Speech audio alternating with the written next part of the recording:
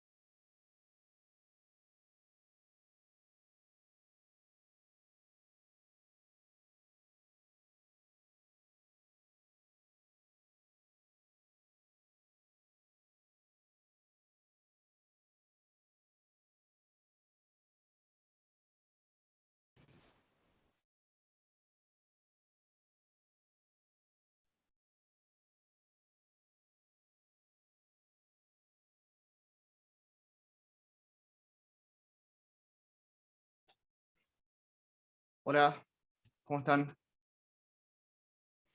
Hola, profe. ¿Todo bien?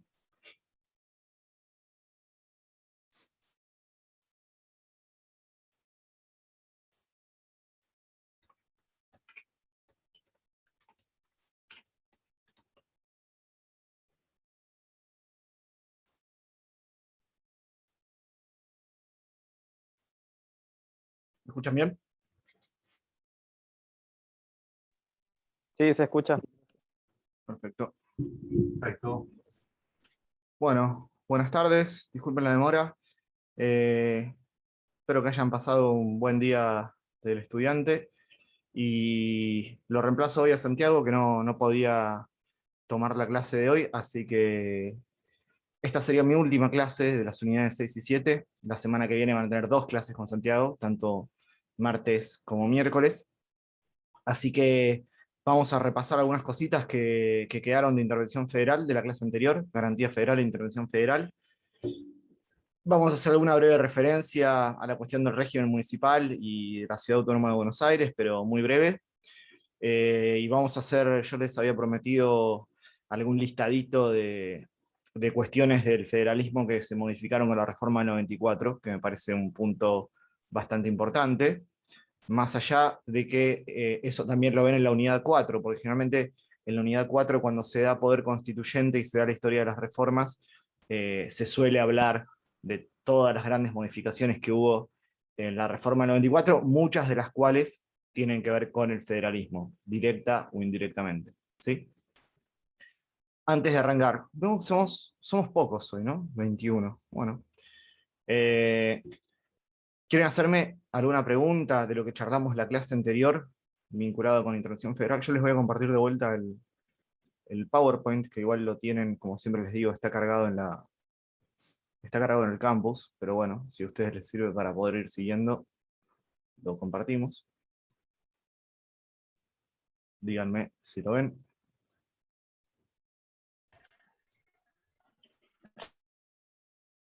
¿Se ve bien? Ahora sí se ve, ahora sí. ¿Sí? Sí, siempre tarda un cachito en cargar. Bien. Vamos a arrancar porque no tenemos mucho tiempo tampoco hoy, no la quiero hacer muy larga, es más bien una clase de repaso. ¿Se acuerdan que principios básicos del federalismo? Habíamos dicho que en nuestro sistema el Estado federal es soberano, las provincias no son soberanas, sino que son autónomas, y en ese contexto pueden darse sus propias constituciones, pueden tener sus propias instituciones, y es en esos términos que el Estado federal les garantiza el ejercicio de esta personalidad, ¿sí? Pero esa garantía federal se da con ciertos recaudos que habíamos explicado y que tienen que ver con lo establecido en el artículo 5 de la Constitución. ¿Recuerdan?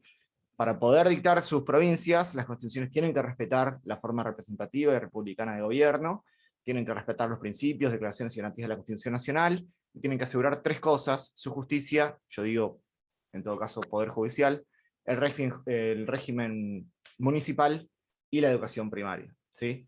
Eh, Bajo esas condiciones, dice la Constitución, se garantiza el goce y ejercicio de sus instituciones. Esto no lo vamos a desarrollar ahora porque lo venimos hablando a través de todas las clases, pero básicamente es la definición por antonomasia de esta autonomía, es decir, la posibilidad de darse una propia constitución. En eso sí son autónomas, pero obviamente no tienen soberanía porque tienen que respetar estos lineamientos básicos, podríamos decirlos, que vienen dados por el Estado federal. Cuando no lo hacen, ¿sí? Cuando alguna de estas cuestiones falla, ¿sí? Generalmente se habla de que en una provincia no se respeta la forma republicana de gobierno. Habíamos dado algún ejemplo, sí, bueno, por ejemplo, cuando un gobernador es reelecto 5 veces seguidas, porque alguna constitución o ley interna así lo permite. Bueno, ahí evidentemente se está violando uno de los principios básicos de la forma republicana de gobierno, que ustedes saben que es la alternancia de los gobernantes. ¿Sí? Recuerdan que la forma republicana de gobierno tiene varias manifestaciones. Una de ellas justamente es la alternancia en el poder de los representantes. Entonces, si una provincia tiene un gobernador que está hace 40 años enquistado en la gobernación de la provincia, evidentemente ahí podría haber una violación, podría no, hay una violación de la forma republicana de gobierno, y eso ameritaría la intervención federal. Pero si bien esa es la causal más habitual de la intervención federal, no es la única, ¿sí? Y por eso hablamos de varios tipos de intervención federal. Esta que yo les dije recién podría ser la que está a la derecha ahora, es la que está a la derecha de la pantalla que están viendo, que es de intervención represiva, es decir, cuando no se da la forma republicana de gobierno en alguna de las provincias, el Estado federal interviene. Sí, y las otras encuadran en lo que se llama la intervención protectora, que es a requerimiento de las autoridades provinciales y que puede ser, si estas están amenazadas o hubieran sido depuestas, es decir, sacadas de sus cargos, ya sea por una rebelión, una sedición interna, o por invasión de otra provincia o de un estado extranjero. Entonces, esas intervenciones son para proteger. Si ustedes buscan la historia de las intervenciones federales argentinas, la gran mayoría tienen que ver con los que están en el lado derecho de la pantalla. De hecho, todas las que recuerdo yo son vinculadas con forma republicana de gobierno, y esto, digamos, es uno de los problemas del instituto, no cómo está diseñado, sino cómo ha sido implementado, porque les comentaba yo en la clase pasada que una de las grandes críticas a la intervención federal como instituto es que mm, tiene esta posibilidad de usarse para el mal, de alguna forma, entre comillas, de una forma literaria o novelesca, en el sentido de que podría implicar el sometimiento de las provincias a un Estado federal de una línea partidaria distinta. Esas son apreciaciones subjetivas que también lo ideal es que son conclusiones que puedan ir sacando ustedes. Lo importante es que, sí. Te hago una consulta. Vos estás diciendo que tendría que intervenir si no hay una forma republicana, es decir, cuando no hay alternancia. Cuando no hay alternancia, sí, por ejemplo. Lo que pasa es que... Pero no se ahora, cumple. Y bueno, el tema es que como todos los mandatos constitucionales requieren interpretación. Vos me decís, no se cumple y sí, Pero yo me seguramente refiero a una provincia, por ejemplo, sí, Formosa. Sí, sí. Sí, que tiene un mismo gobernador durante... Bueno, de hecho, en las intervenciones federales, después de la... Si se fijan ustedes, la mayoría de las intervenciones federales se dieron antes del 83, ¿sí? Luego de la vuelta de la democracia, y sobre todo a partir de la reforma 94, si mal no recuerdo, hubo 6, 8 me parece, intervenciones federales, de las cuales varias fueron en la misma provincia, y tuvieron que ver con estas cuestiones, ¿sí? El problema ahí es justamente, está muy bien señalado, ¿qué implica alternancia? Digamos, 2 mandatos, 3 mandatos, la Constitución no lo dice, digamos, tenemos que ir a la definición de república, que es una definición que no está en la Constitución. Es decir, está muy bien lo que señala Alida, es que la realidad es que interpretar qué significa forma republicana de gobierno o no, va a ser una tarea discrecional del órgano que tiene que declarar la intervención, ¿sí? Y justamente ahí está muy bien lo que señalás, está el gran problema de que en definitiva si esto es una decisión discrecional, una decisión política, muchas veces, ¿qué riesgo corremos? Que la intervención no sea declarada cuando la provincia tiene un partido que gobierna en sintonía con el gobierno federal, y que a veces sí sea declarada en exceso o con mayor libertad o mayor soltura cuando esa línea partidaria es distinta, ¿sí? Es decir, la intervención como un instituto es noble, digamos, porque busca proteger intereses nobles, sin embargo, aplicado, y como bien menciona la compañera, en un país como Argentina, da lugar a estas interpretaciones que pueden llegar a arbitrariedades o a un uso partidario y político excesivo de la intervención. ¿Cuál es el órgano competente para declarar la intervención? Esto es muy importante. ¿Cuál es el órgano competente para declararla? Porque vamos a ver que, o ya lo vimos, que luego hay otra intervención. Bueno, como yo les dije, la Constitución original hablaba del gobierno federal, no decía si el Poder Ejecutivo o el Congreso. La historia de la intervención federal, no solo en Estados Unidos, sino en Argentina, demuestra que el órgano, digamos, por antonomasia, o el órgano más adecuado por una cuestión deliberativa para declararla debiera ser el poder legislativo. Sin embargo, durante mucho tiempo, y sobre todo antes de 1983, la intervención federal fue declarada por decreto por el Poder Ejecutivo, lo cual muchas veces llevó a que esta decisión se judicialice.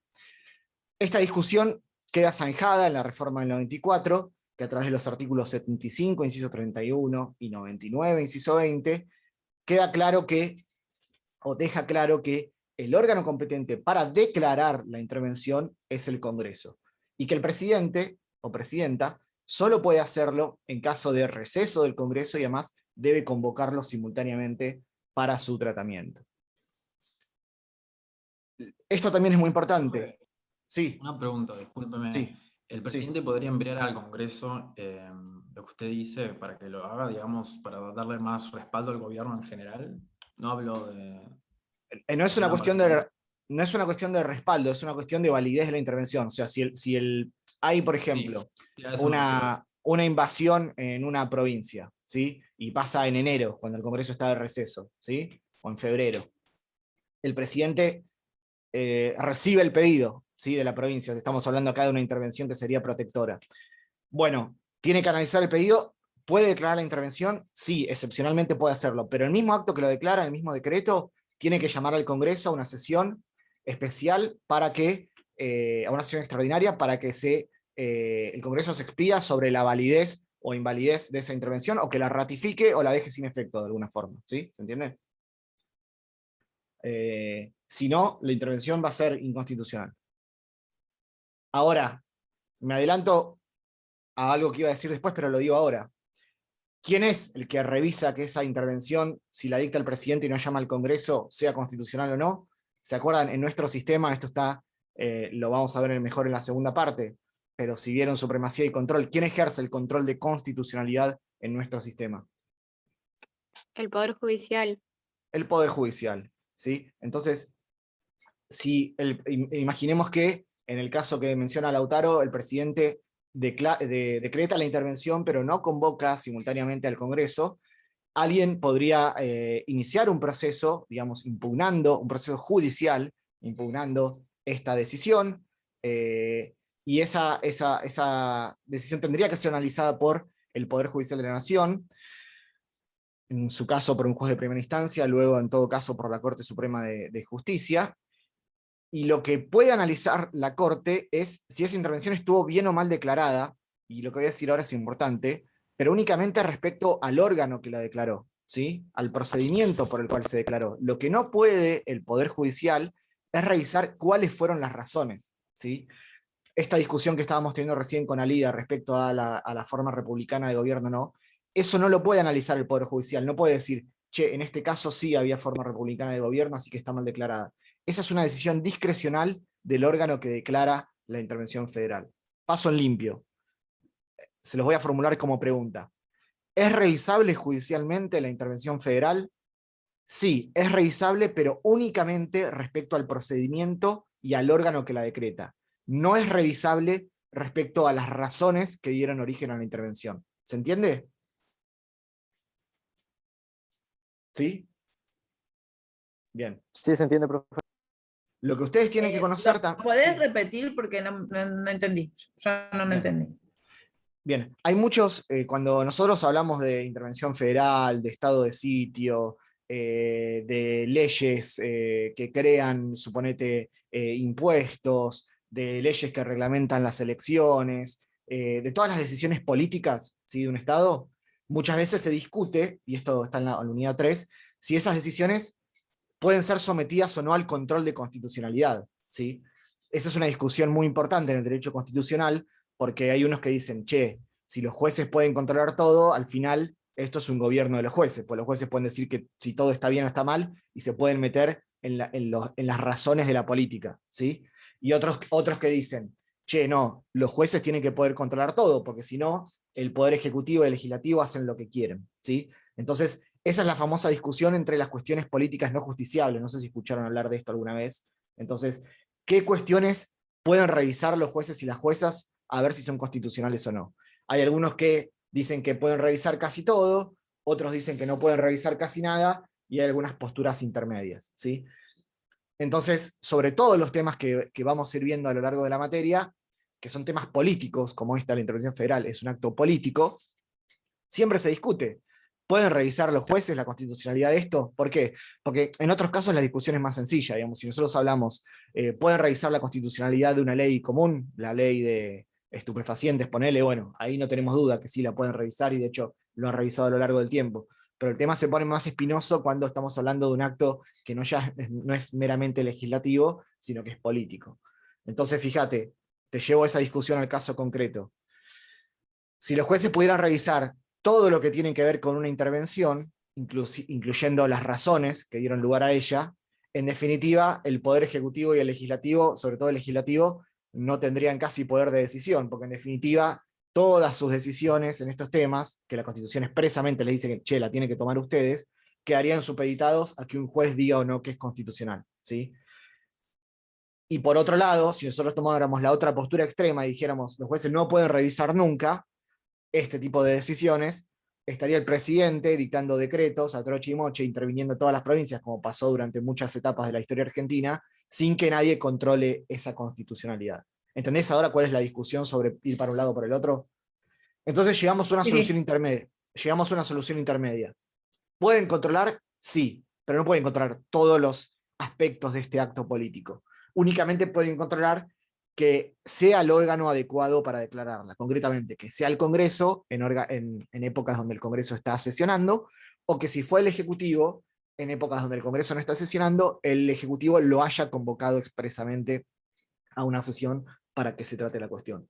El Poder Judicial no va a poder analizar si realmente había forma republicana o no, no va a poder analizar si corresponde por el estado de la sedición o de la invasión extranjera. Esos son elementos de apreciación subjetiva y discrecional que la Constitución entiende que deben correr a cuenta del órgano que declara la intervención, que en este caso es el Congreso.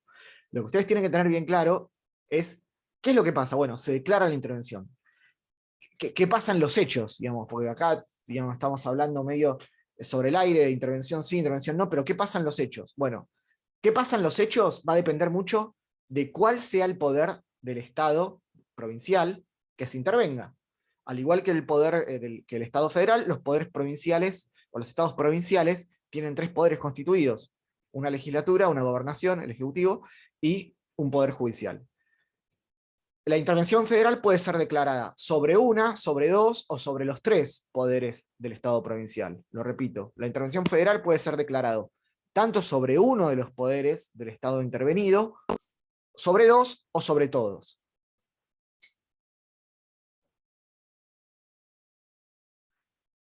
Ahora, lo que vamos a decir a continuación no tiene una recepción legal. Todo esto que yo voy a explicar ahora y que están viendo en la pantalla, no lo van a encontrar en ninguna ley, porque no, como yo les comenté en la clase anterior, no hay una ley reglamentaria de la intervención federal. Únicamente tenemos lo que dice el artículo 6. Como muchos aspectos de la Constitución, ustedes saben, la forma de legislar que tuvo el constituyente implica cierta amplitud, y en muchos de los artículos están reglamentados por leyes que fueron dictadas con posterioridad. En este caso no tenemos una ley de intervención federal. Sería adecuado y saludable que esa ley se dictara. Evidentemente hay razones políticas por las cuales no se hizo. Entonces lo que vamos a explicar ahora en realidad no es una descripción de una norma legal, sino una síntesis de qué fue lo que ha sucedido en el pasado. Profe, te hago una consulta. Sí. Porque acá en el libro que tengo de la Constitución dice como que se relaciona con el artículo 75, inciso 31. Y lo busqué y también habla de intervención federal, pero no entiendo bien el contexto del artículo porque no lo leí entero. Pero habla de esto también. Sí, o sea, es lo que dijimos recién. Ese 75, inciso 31, no existía antes de la reforma, ¿sí? Entonces, estás en el 75, vos tenés que saber que estás dentro de las atribuciones del Poder Legislativo, del Congreso, ¿sí? Entonces, para leer el 75, inciso 31, tenés que leer primero la parte que está al lado del 75, que dice corresponde al Congreso, y luego tenés todas las atribuciones. Lo que dice el 31 es lo que acabamos de decir, que corresponde al Congreso disponer una intervención federal a una provincia o a la ciudad de Buenos Aires, y que cuando está en receso tiene que aprobar o revocar la intervención que fue decretada por el Ejecutivo. Este artículo lo que hace es poner fin a la discusión sobre cuál era el órgano del poder que debía decretar la intervención, porque recordá que el artículo 6, que es un artículo, digamos, de los originales, habla del gobierno federal. Entonces, si yo te digo gobierno, no se entiende si me estoy refiriendo al Poder Ejecutivo o al Poder Legislativo, pues ambos, de alguna forma, son órganos de gobierno. Entonces, tanto el 75, inciso 31, como el 99, inciso 20, si mal no recuerdo, que dice lo mismo respecto al Poder Ejecutivo al revés, dice que la puede decretar cuando el Congreso está en receso. Estos son dos artículos incorporados por la, ahí lo puse, el 99 inciso 20, que de alguna forma termina esta discusión. ¿Cuál es el órgano que lo tiene que declarar? Está claro, el Congreso. ¿Puede hacerlo el Ejecutivo? Sí, por excepción, si el Congreso está en receso, y tiene que llamarlo para que la ratifique o la deje sin efecto. ¿Sí? Es nada más eso, no agrega otra cosa que lo que ya estuvimos diciendo. Bien, la Constitución no lo dice expresamente, no con estos términos, pero una vez que el Congreso declare la intervención, el Poder Ejecutivo va a nombrar un interventor. ¿Sí? El Poder Ejecutivo nombra o designa a un interventor que es un representante del gobierno federal en las provincias. Esto lo dijimos en la clase anterior, estamos básicamente profundizando un poquito. Y el rol de este interventor va a ser muy distinto de acuerdo a cuál de los tres poderes sea el que está intervenido. ¿Sí? Acá presten atención, esto es importante. Con lo que tienen acá en la pantalla alcanza, pero lo tienen que entender. Si se interviene únicamente el Poder Legislativo, lo que se hace es disolver la legislatura, digamos, el Poder Legislativo de la provincia queda disuelta, y a partir de ahí la función legislativa va a ser ejercida por el legislador. Él va a estar dictando las leyes, que en realidad no van a ser leyes estricto sensu, sino que van a ser decretos, leyes, para poder cumplir los roles. Algo parecido pasa si se interviene el Poder Ejecutivo. El gobernador deja de estar en su cargo y es reemplazado por el interventor, quien tiene que dictar los decretos para llevar adelante la administración de la provincia, como lo hacía antes el gobernador. Y acá viene la mayor diferencia, donde a veces se confunden, ¿sí? Porque si uno estudia de memoria se puede confundir, y esto hay que razonarlo. Cuando se interviene el Poder Judicial, el interventor no se pone a dictar sentencias, que es lo que hace el Poder Judicial, ¿sí? Sino que reemplaza a los jueces que considere y tiene que designar a nuevos, ¿sí? Entonces, esta es una gran diferencia. Si se interviene el legislativo, el interventor dicta leyes. Si interviene el ejecutivo, el interventor gobierna y dicta decretos. Pero si interviene el Poder Judicial, el interventor no dicta sentencias, no administra justicias, no resuelve conflictos, no controla la constitucionalidad de las normas, como hace el Poder Judicial, sino que reemplaza a los jueces, que luego habrá que ver qué es lo que dice la ley, si esos jueces vuelven una vez que cese la intervención o quedan removidos.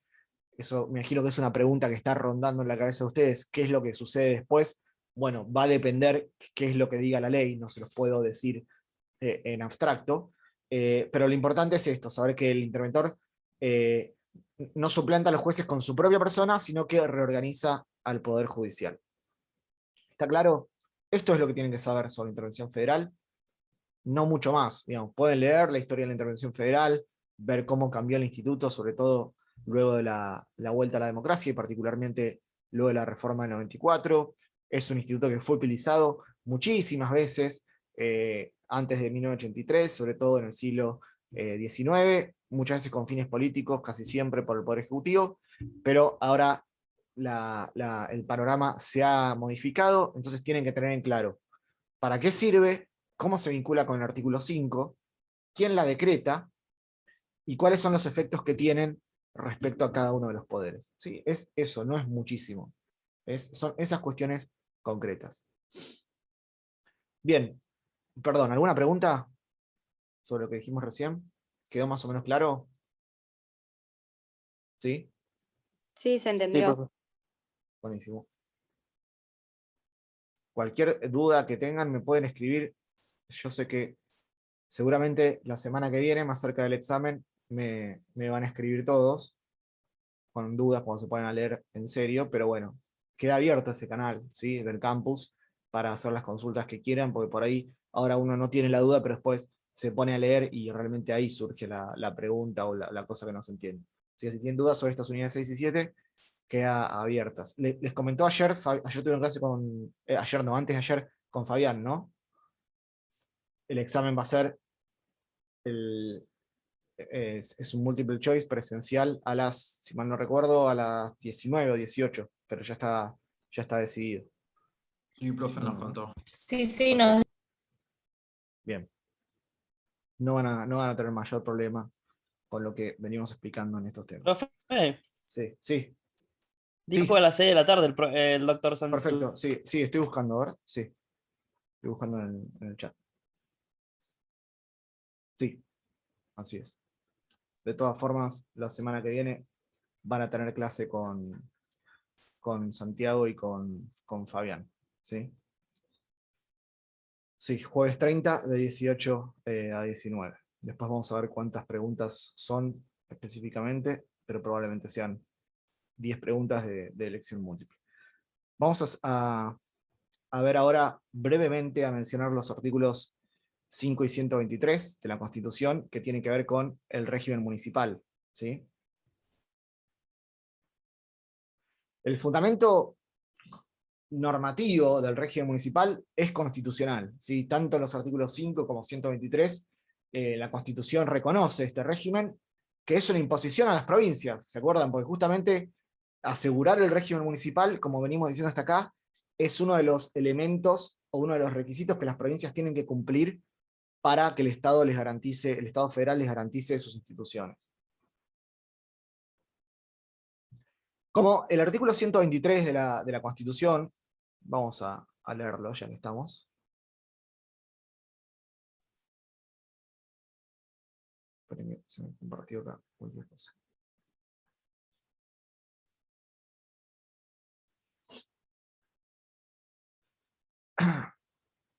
Ya el artículo 123 lo vimos 200 veces en estas clases, pero remite a lo dispuesto en el artículo 5. Cada provincia dicta su propia constitución conforme a lo dispuesto por el artículo 5, asegurando la autonomía municipal y reglando el alcance y contenido en el orden institucional, político, administrativo, económico y financiero.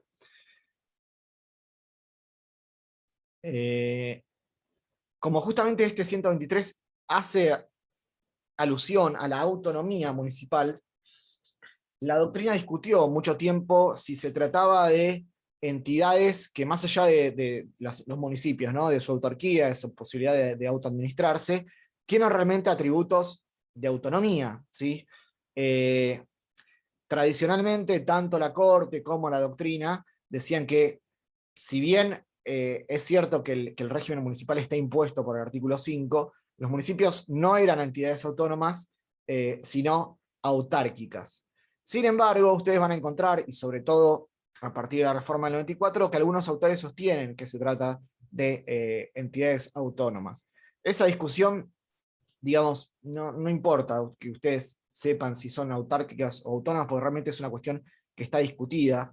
Lo que dice Badeni, que es el autor que sigo yo en este caso, es que lo que los municipios no tienen es un poder autónomo originario, ¿sí? Porque ese poder autónomo originario está reservado por la Constitución únicamente a las provincias.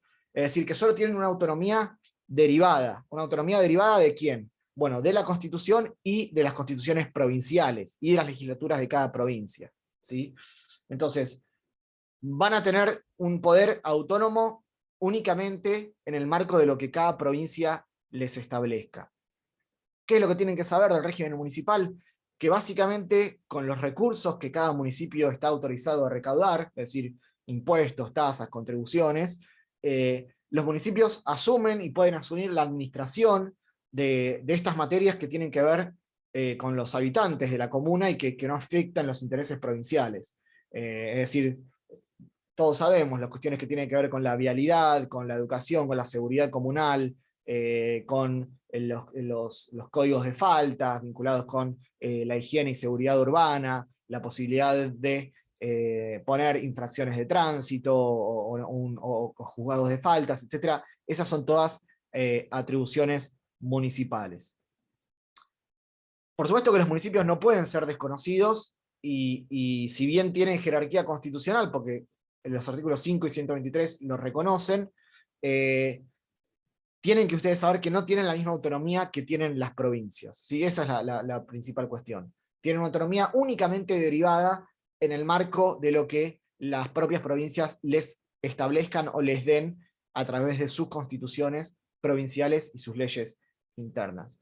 No mucho más es necesario conocer sobre el régimen municipal, más allá que en este plan de estudios hay una materia optativa expresamente sobre régimen municipal, que luego en derecho administrativo también van a estudiar varias cuestiones municipales.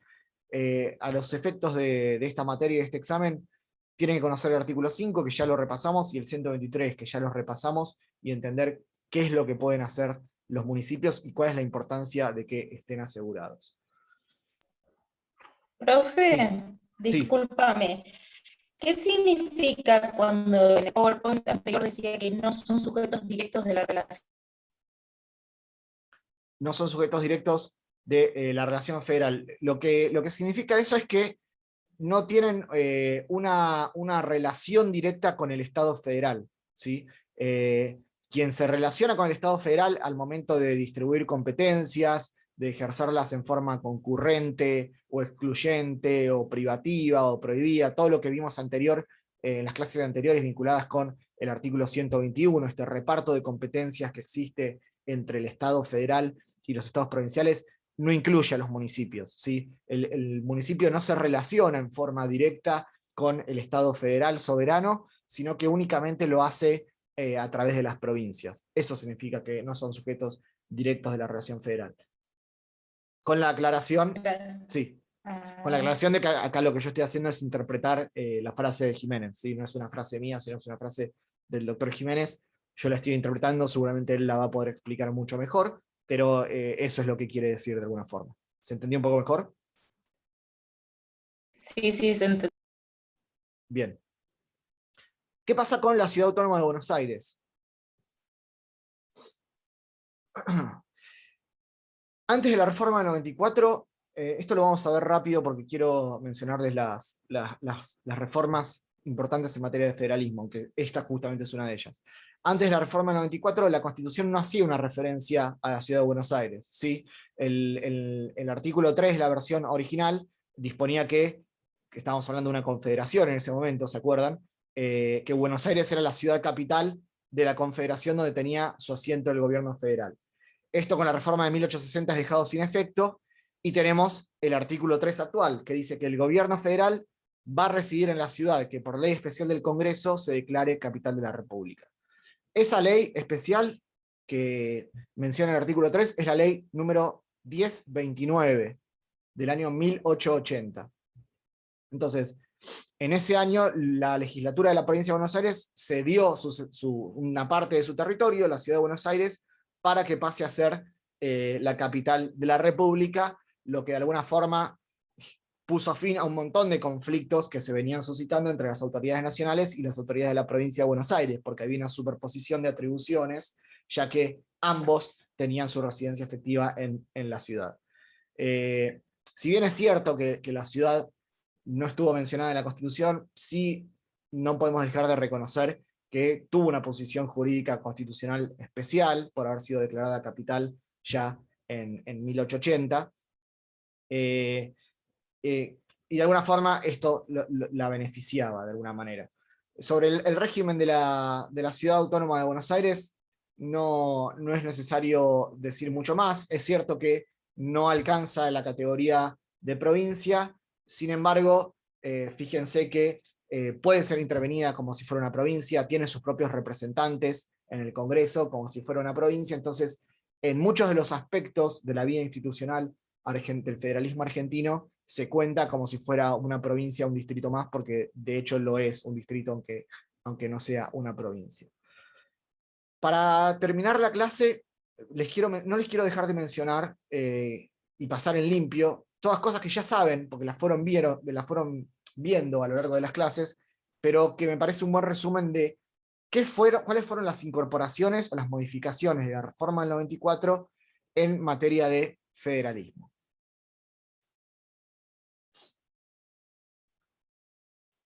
Una de ellas la van a ver en la unidad número 8, que tiene que ver con la incorporación del régimen de coparticipación federal, ¿sí? como una forma de distribuir la recaudación entre el Estado federal y las provincias, que implica el dictado de una ley convenio específicamente para regular esa cuestión. Es una ley que tendrá que tener inicio en la Cámara de Senadores, ¿sí? Porque justamente involucra a los intereses de las provincias. La reforma del 94 también permite a las provincias realizar tratados internacionales, ¿sí? Esto lo van a encontrar en el artículo 124. Las provincias pueden crear regiones, por un lado, como dijimos en la clase anterior, que lo explicamos, para el desarrollo económico y social, y pueden también celebrar convenios internacionales siempre y cuando no sean incompatibles con la política exterior de la nación y no afecten las facultades delegadas al gobierno federal o al crédito público de la nación. Y tienen que ponerla en conocimiento del Congreso Nacional. Es decir, tienen que pedirle al Congreso Nacional las provincias que aprueben ese tratado internacional, no tienen que pedirle permiso al Congreso, únicamente tienen que ponerlo en conocimiento, ¿sí? Esta opción se ha utilizado, ¿sí? Hoy yo estuve buscando, Buenos Aires entre el 94 y hasta el 2010 celebró 73 convenios internacionales. Esto no es necesario que lo sepan, se los comento para ejemplificar, con un montón de países, con Brasil, Perú, Uruguay, Canadá, Estados Unidos, México, etc. España e Italia son los países con los que más cantidad de vínculos internacionales estableció la provincia de Buenos Aires, en todo tipo de materias, ¿sí? Productiva, de tecnología, educativa, integración comercial, de tecnología, digamos. Estos acuerdos pueden tener diversos formatos, ¿sí? Protocolos, cartas de intención, acuerdos de integración, digamos. No es ahora el objetivo entender la diferencia entre cada uno de estos instrumentos, pero sí tienen que saberlo. Las provincias pueden celebrar convenios internacionales a partir de la reforma del 94, sí. ¿Tienen que pedirle permiso al Congreso? No, únicamente se lo tienen que comunicar. ¿Qué requisitos o qué límites existen en ese convenio internacional? Tienen que ser compatibles con la política exterior de la nación, que los maneja por supuesto el Poder Legislativo y el Poder Ejecutivo, y no tienen que afectar las facultades que ya le fueron delegadas por las provincias al gobierno federal en este reparto de competencias del artículo 121, por supuesto, y tampoco pueden endeudar a la nación, digamos, no pueden afectar al crédito público de la nación.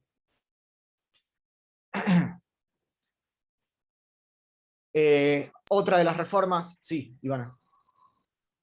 Profe, Sí. duda, sí. Y como estábamos hablando de la autonomía de la Ciudad de Buenos Aires, ¿la Ciudad de Buenos Aires también puede Sí, a ver, no conozco si existen convenios efectuados por la Ciudad de Buenos Aires. Lo cierto es que de una lectura expresa del 124 surgiría que no, ¿sí? Porque se está hablando de provincias únicamente, pero de una interpretación extensiva podría buscarse. La verdad que no sé si la ciudad ha desarrollado convenios, así que no te puedo responder con seguridad. Una interpretación restrictiva te diría que en primer lugar que no, pero fíjate que al final del artículo te dice que la Ciudad de Buenos Aires tendrá el régimen que se establezca a tal efecto. Es decir, en definitiva, podría ser objeto esto de reglamentación, no hay una prohibición expresa y tendría que ver qué es lo que luego las constituciones provinciales en cada caso van desarrollando, cómo se va desarrollando la jurisprudencia y qué dice la Carta Magna en el caso de la ciudad. Lo cierto es que hoy yo estuve buscando cuáles son los convenios internacionales que existen en nuestro estado y encontré únicamente de las provincias, no encontré realizados por la ciudad, así que no podría darte un ejemplo, y una interpretación restrictiva diría que no, pero fíjate que el último párrafo la anteúltima oración del 124 deja abierta a la Ciudad de Buenos Aires un régimen que se va a establecer a ese efecto, o sea que no cierra la posibilidad. Perdón que la respuesta no es más concreta, pero ahí habría que buscar realmente si la ciudad efectuó o no estos convenios. Profe, Sí. ¿cómo anda? Buenas tardes. Disculpe, como dice, también una tontería. Pero cuando Sí. se refiere a regiones, que las provincias pueden crear regiones para su desarrollo económico y social, ¿a qué? ¿Regiones entre provincia y provincia? ¿Cómo serían? No entendí bien qué serían las regiones. Son regiones entre varias provincias. En nuestro En nuestro sistema actual hay 4 regiones creadas, ¿sí? Que son las de, si mal no recuerdo, Nuevo Cuyo, Norte Grande, Centro y Patagonia. En este caso, la Ciudad de Buenos Aires no puede participar en la creación de estas regiones. Son regiones que no tienen soberanía, son básicamente acuerdos que hacen las provincias con fines de desarrollo económico y social, dice el 124, ¿sí? Pueden hacer convenios deportivos, hacer emprendimientos económicos juntas, emprendimientos turísticos, digamos, son acuerdos interprovinciales que justamente lo que tienen en mira es el desarrollo económico de las provincias. Por supuesto que estas regiones no van a tener ni autonomía ni soberanía, ¿no? Digamos, no pueden pasar por arriba de las decisiones del Estado federal y tampoco de las legislaturas provinciales, ¿sí? Van a tener una autonomía mínima originaria, digamos, una autonomía mínima derivada, o una autarquía, únicamente para concretar estas metas económicas y sociales. Esto lo vimos en la clase anterior. En Argentina hay 4 regiones, no me acuerdo de memoria ahora cómo están compuestas cada una, pero son las de Cuyo, Norte Grande, Patagonia y Centro. Esas son las regiones, y el objetivo es ese, nada más desarrollo económico y social, ¿sí? Gracias, profe. De nada. ¿Qué otras modificaciones aparecen con la reforma del 94? Bueno, el último párrafo del 124, que es un artículo nuevo. Las provincias tienen la propiedad originaria de los recursos naturales existentes en el territorio. Se aumenta también el poder de la Ciudad de Buenos Aires, ¿sí? Con este régimen especial de autonomía que se aproxima casi a un régimen provincial. Esto es el artículo 129. Se asegura que las provincias deben garantizar la autonomía municipal, ya no solo con el artículo 5, sino con el 123. Se agrega un tercer senador, esto es importante. En el artículo 54 van a ver que se incorpora que cada provincia va a mandar 3 senadores al Congreso, 2 por la mayoría y 1 por la lista que salga segunda. Y se modifica lo que veníamos charlando recién, las facultades del Estado federal para intervenir provincias, que se define de una vez por todas que quien debe hacerlo es el Congreso, y que si el Ejecutivo lo realiza en situación de receso del Congreso, deberá convocar a las provincias. Deberá convocar al Congreso, perdón. Bueno, sí, Matías. No sé, me ibas a preguntar algo.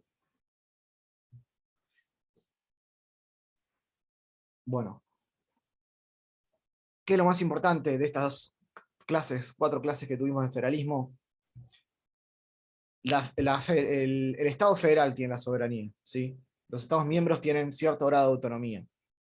El artículo 121, la regla de oro, en fórmula general en el reparto de competencias. Las provincias mantienen todo el poder que no delegaron expresamente el gobierno federal cuando se incorporaron. Tienen que saber cuáles son las relaciones entre el Estado federal y los estados provinciales. ¿Se acuerdan? Participación, subordinación y coordinación, y cómo se reparten las competencias.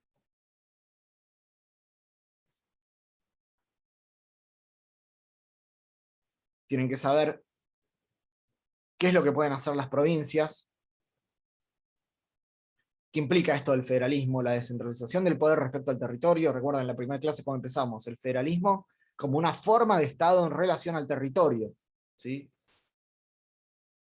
Y el federalismo argentino ha quedado compuesto de estos 4 elementos: el Estado federal, las provincias, los municipios y la Ciudad Autónoma de Buenos Aires.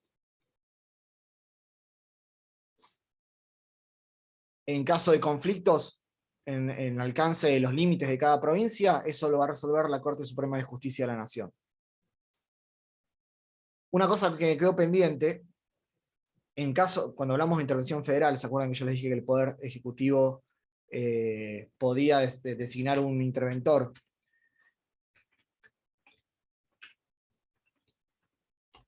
En caso de que el interventor cometa un delito en el desarrollo de sus funciones, esos delitos van a tener que ser juzgados por el Poder Judicial de la Nación, ¿sí?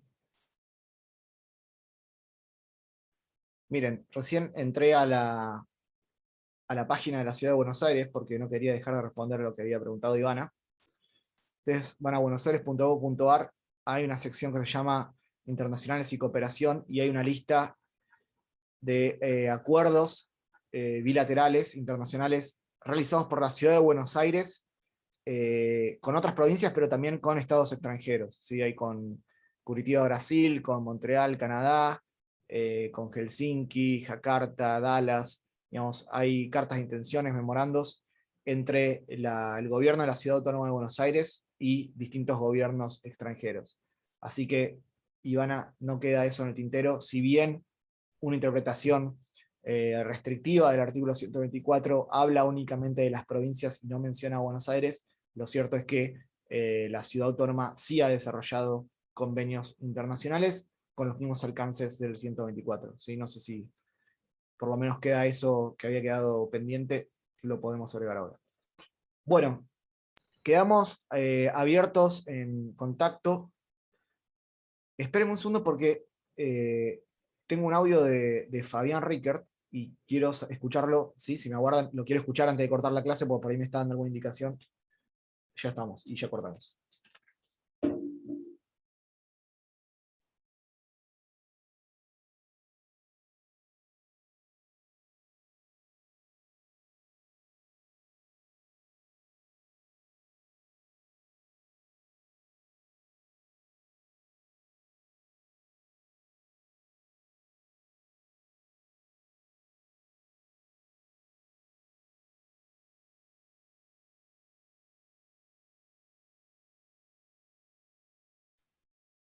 Bueno, perfecto, no es de interés para dar ninguna novedad o noticia. Así que quedamos en contacto a través del campus, ¿sí? Ya quedan, hoy es 22, tienen 8 días para el examen. Pónganse a estudiar, a leer, lean mucho la Constitución, tienen el material subido al campus. Cualquier duda me escriben, yo estudio el tema y les contesto, y no van a tener ningún inconveniente, ¿sí? Espero que les hayan servido estas clases, que les hayan parecido interesantes o dinámicas, y éxitos para el examen, y seguimos en contacto, ¿sí?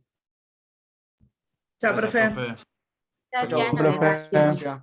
Que sigan bien. Chau, profe. Gracias. Que tengan buen fin Hasta de- luego. Hasta luego.